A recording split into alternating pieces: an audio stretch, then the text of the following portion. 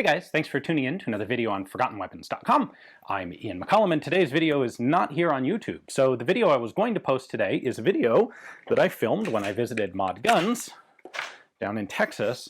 I put together a custom SIG 320, which is not this pistol, and I also put together an interesting SIG P365 using what I thought were a variety of interesting components and choices, and today's video was that build process. Well, I was fairly confident that I would be able to post the P320 video, which I did a little while back. It's not a monetized video. It should be okay with all of YouTube's guidelines, but with this one, the way that YouTube has been randomly changing the rules without publishing anything, I'm not willing to post this video and risk having a channel strike and get the channel ultimately shut down over it. So today's video is going to be on Floatplane and on Utreon.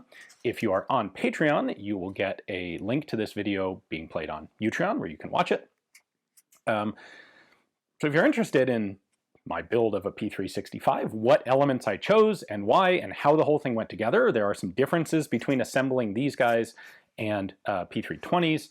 Although the fundamental concept of the fire control unit is mirrored between the two of them. Anyway, if you're interested in that video, check it out over on Utreon. I will link to that video down in the description text.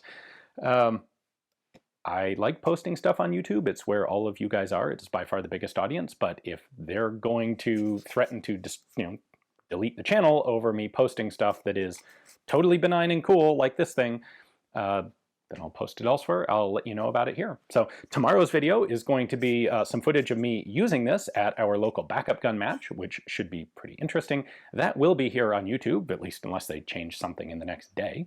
So stick around for that. Hopefully you'll take a look at the full assembly video over on Utreon. Thanks, guys.